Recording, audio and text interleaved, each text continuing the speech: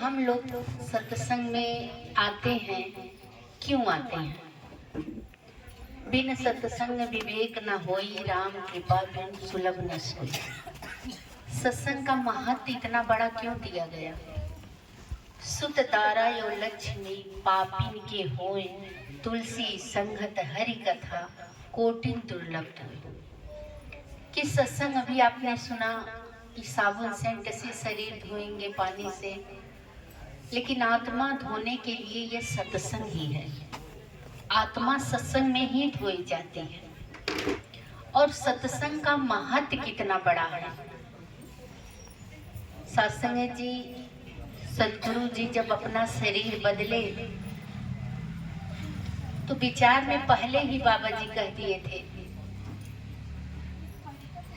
पहले ही बता दिए थे कि ये जो शरीर है ये मिट्टी का है, और जो शरीर से जुड़ा है वो भक्त नहीं है। भक्त तो वो है जो सदगुरु के वचन को पकड़े। मर्यादा पुरुषोत्तम राम और रावण की लड़ाई, राम ने धनुष बाण उठा लिया, लेकिन वक्त का पैगंबर सदगुरु बाबा हरदेव सिंह जी महाराज प्यार से हर जंग जीत ली और क्रोध को सासंग जी विजय प्राप्त कर लिए। कोई क्रोध नहीं मन में, किसी के प्रति कोई घृणा नहीं। एक महात्मा ने कहा, हम मिशन में विचार सुन के आए कि हम हर धर्म हर ग्रंथ पढ़ते थे और बुद्ध भगवान के सत्संग में जाते थे, लेकिन जब हमने बाबा जी का विचार सुना कि बाबा हरदेव जी के पिता का मौत 80 में, और जब मैं उनकी पत्रिका पढ़ा और देखा कि ये शहंशाह, ये परमात्मा हो सकता है कि ये तो क्रोध को ही पी गया और क्रोध को पी के ऐसा जिया कि प्यार का मसीहा बन गया। सत्संग जी, अब वो क्रोध को पी के प्यार के मसीहा कि मेरा तो एक रिश्ता, आपका एक रिश्ता है, मेरा 2 रिश्ता है, पिता का और पुत्र का। लेकिन जो बाबा गुरु बचन जी का कर्म है, हमें बदला नहीं लेना है, बदल के दिखाना है। ये बाबा हरदेव जी 80 में जब गद्दी पे बैठे और इतना सुंदर विचार, और जब बाबा जी को जाना हुआ तब भी वो कितने सहज में बाबा जी ने कहा कि दास के आंख में डॉक्टर ने कहा कि आप चश्मा ले लीजिए। दास को डबल चेहरे दिखाई देते थे, कमी मेरे नजर में थी। कितना सुंदर वाक्य कि कमी मेरे नजर में थी।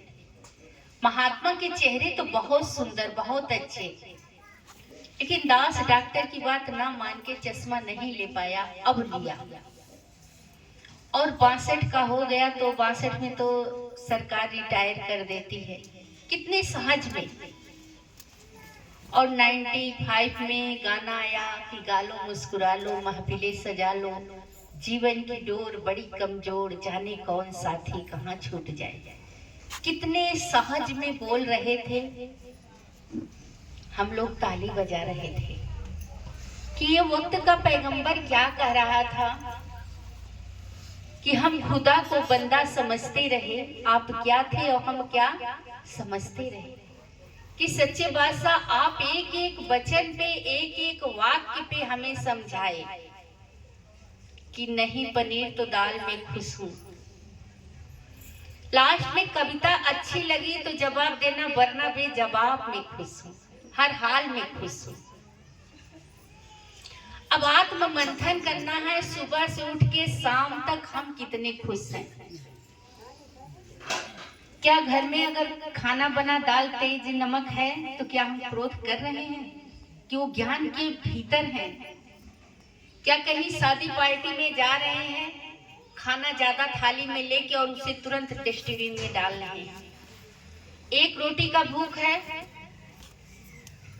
तो हम थाली थाली खाना मिठाई लेके फेंक रहे हैं। ये गुरु की मर्यादा, गुरु की सिखलाई हमारी कितना सुंदर है। हम दिल्ली जाते हैं, भोजन कैसे मिलता है, कैसे खाना है, थाली साफ करना है। लेकिन क्या वो बात हमें शादी में भाई परिवार का हो या गांव समाज का हो, क्या वो काम हम वहां कर रहे हैं?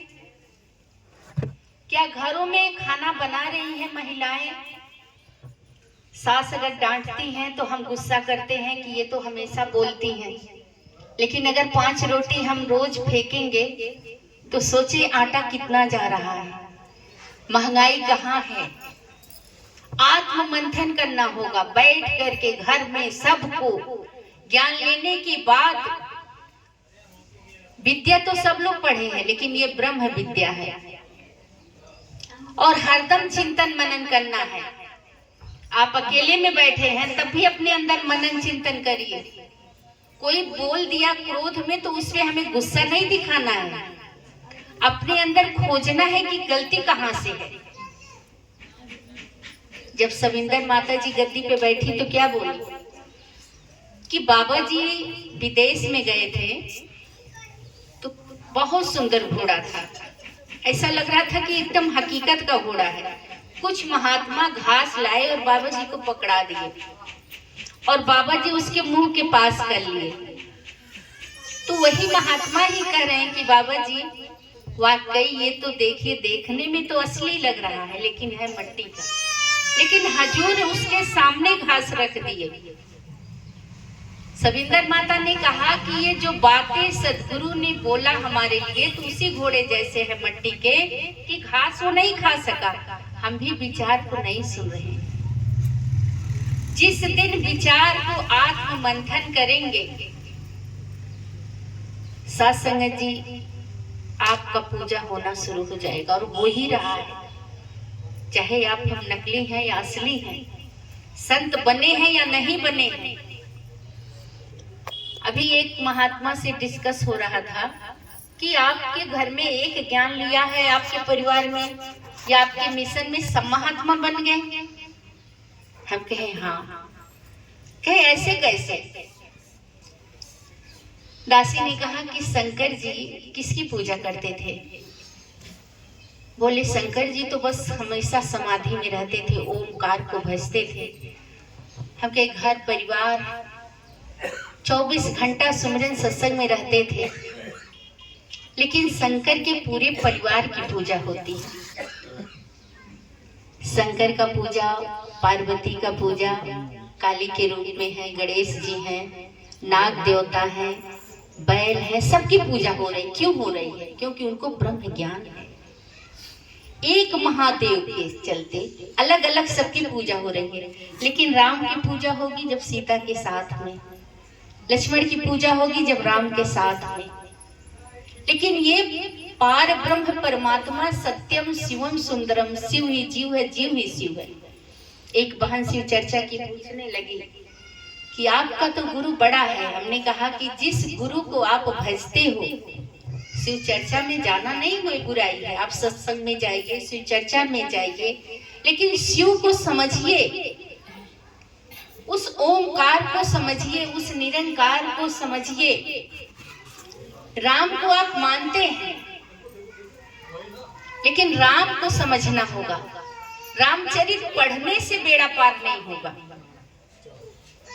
अब राम को धर्म धारण करने की चीज है, लेकिन धर्म धारण कैसे होगा? क्या सुंदरकांड करवाने से, रामायण करवाने से?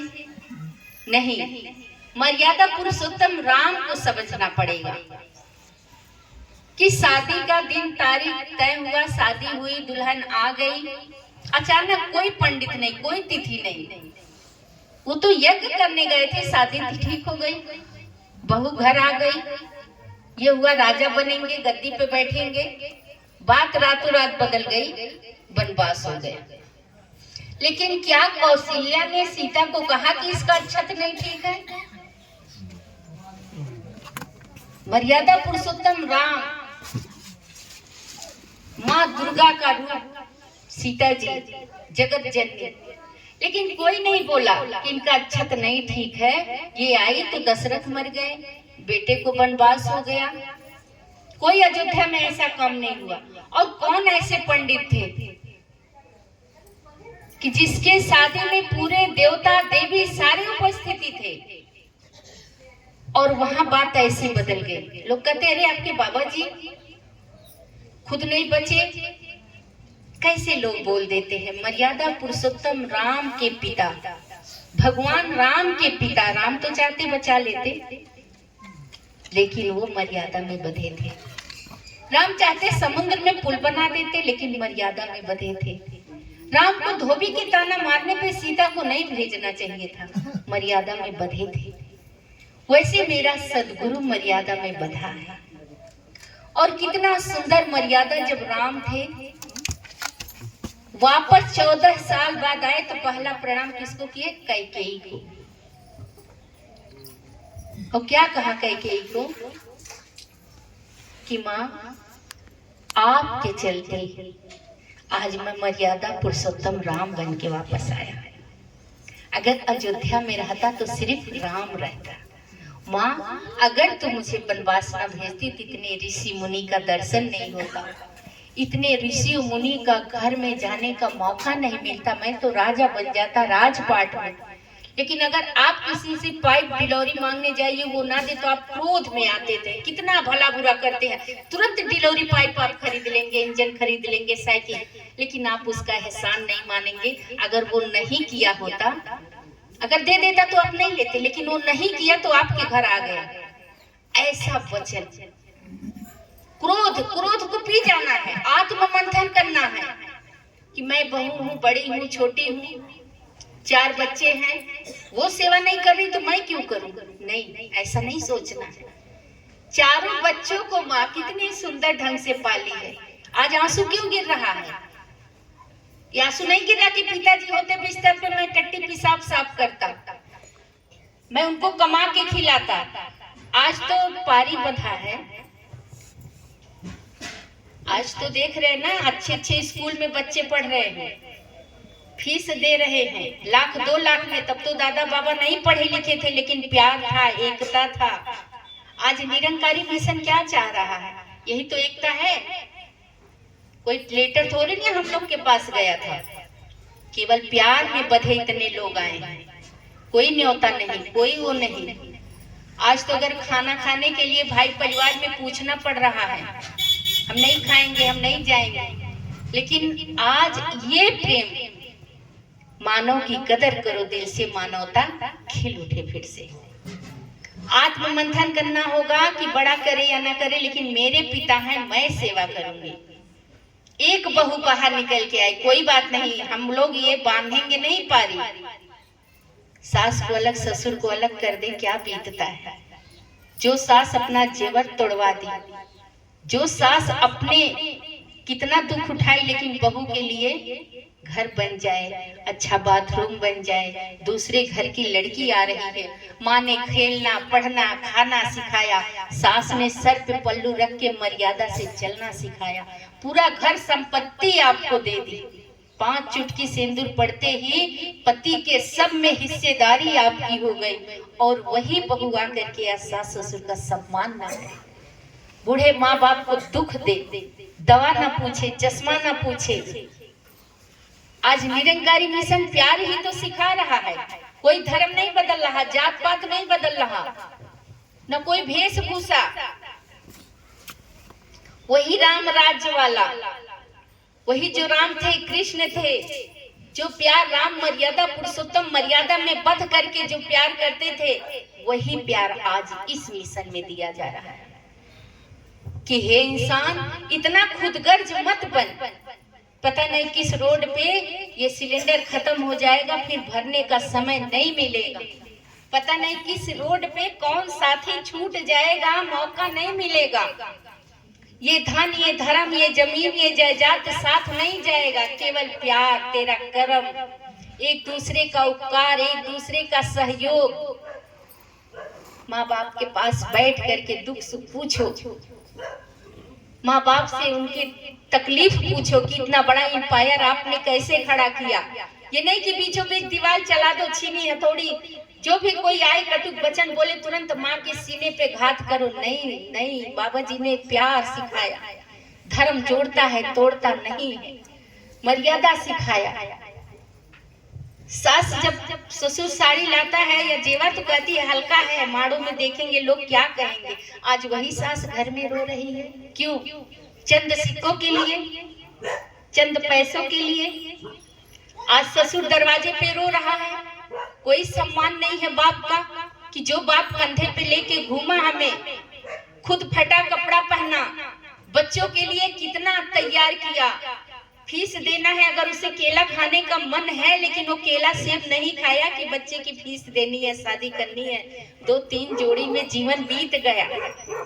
आज आपके पास कितना साड़ी है, कितना बैंक बैलेंस है, तनी थोड़ा सा बाप से तो पूछो दर्द, माँ से तो पूछो। जिस माँ ने दिया निवाला उसी माँ को घर से निकाला, बाबा हरदेव जी ने कहा। तो आओ सासंग जी, आत्म मंथन करो। किसी देवरानी जेठानी से झगड़ा हो, प्यार से बैठो, कोई समझाए, कोई ऊंचा नीचा सिखाए, बैठो दीदी आपने ऐसा कहा है, तो भी कहेंगे नहीं हमने ऐसा नहीं कहा है। दोनों समझ लो और वहीं गुस्से को खत्म कर दो कि चंद दिन की जिंदगी, पता नहीं कल दीदी से मुलाकात हो या ना हो, चौराहे पे निकले पता नहीं कल मुलाकात हो ना हो।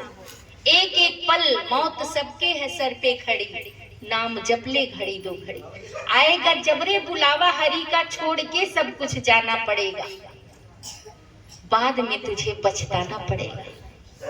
तो रहते ही मौका, कोई मर गया पिता, 4 बच्चे थे, बड़े के पास बच्चे के पास पिता था, बहुत सेवा बड़ा किया, लेकिन उसका ध्यान तीनों बच्चों में रहता था।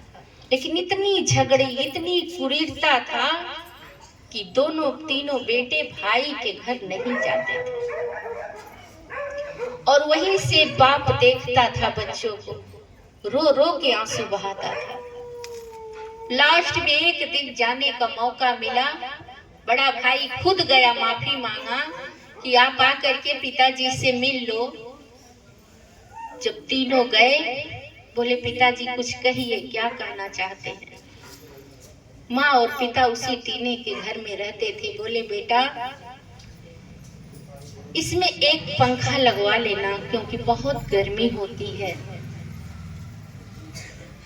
पिता तो मर गए, लास्ट में बच्चे एक दिन उस छत में जब सोए तो रोने लगे। बोले कितना तड़प से मेरे पिता का इतना बड़ा एम्पायर और मेरे पिता इस टीने में,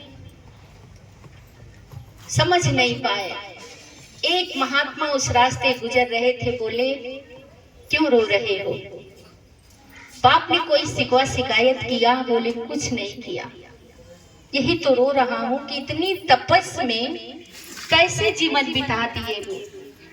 4 साल इसी में हम लोग उन्हें सफाई की वजह से इसी में बैठा दिए, और एक आवाज नहीं बोले, इतना ही बोले कि पिताजी कुछ कहिए, क्या कहना चाहते हैं? तो बोले बेटा इसमें एक पंखा लगवा लेना। महात्मा ने कहा कल अगर आपका बच्चा इसमें आपको रखेगा तो वो माँ पिता थे कि अपने बेटे के लिए कि मेरा बेटा यहाँ तपिस ना सहे, इसलिए वो कह के गए। सास संगत जी अब पछताए होत का जब चिड़िया चुग गई।